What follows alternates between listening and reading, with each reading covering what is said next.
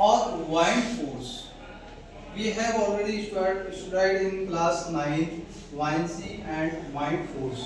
Okay, and also we have already studied about upthrust.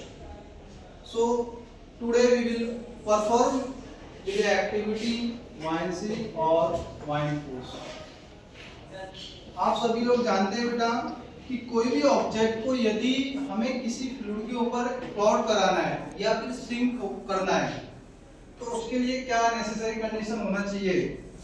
तो इसके लिए हम जानेंगे सबसे पहले उस कंडीशन को कि कोई भी ऑब्जेक्ट यदि हम फ्लूइड के फॉर्म में ले लें वाटर, तो वाटर के ऊपर कब तो वो फ्लोट होगी, कब वो सिंक होगी. उसके लिए जरूरी है कि जिस ऑब्जेक्ट को हम उस वाटर में डुबो रहे हैं तो उस ऑब्जेक्ट की जो डेंसिटी है या फिर हम ये कहें उसका जो वेट है वो उस पर लगने वाले अपथ्रस्ट क्या होना चाहिए, कम होना चाहिए.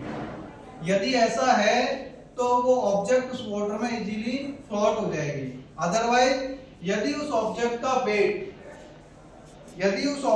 वेट उस पर लगने वाले अपथ्रस्ट के कंपेयर में क्या है बेटा, ज्यादा है, तो वो इजीली उसमें डूब जाएगी.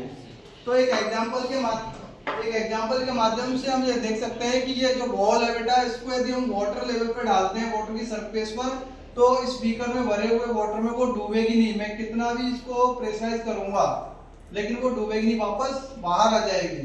Also you can see here,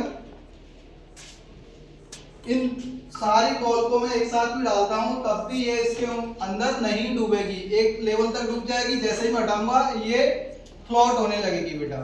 ऐसा क्यों? क्योंकि यहाँ पर इसकी जो डेंसिटी है बेटा वो वाटर के कंपेयर में क्या है, कम है. ओके, लेकिन यदि इन दोनों को मैं यहाँ से निकाल दूं और इसकी जगह में ले लूं ये ब्लॉक, इस ब्लॉक को मैं इसके अंदर यदि मैं इस तरीके का प्लॉट करवाना चाहूं लेकिन उसके बाद भी ये प्लॉट नहीं होगा. क्यों? क्योंकि इसकी डेंसिटी वाटर की डेंसिटी कंपेयर में क्या है, ज्यादा है. ओके, ऑलरेडी आप ये जान चुके हैं कि जो डेंसिटी होती है उसका फॉर्मूला है density equal to mass upon volume.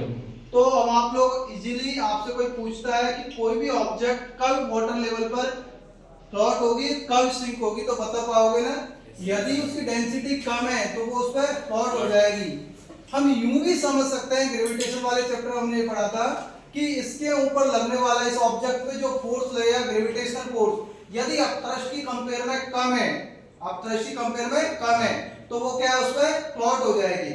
जैसे यहाँ देख सकते हैं आप लोग, मैंने इसकी जगह ये दोनों बॉल ले ली, ये डाल दी और ये डाल दी.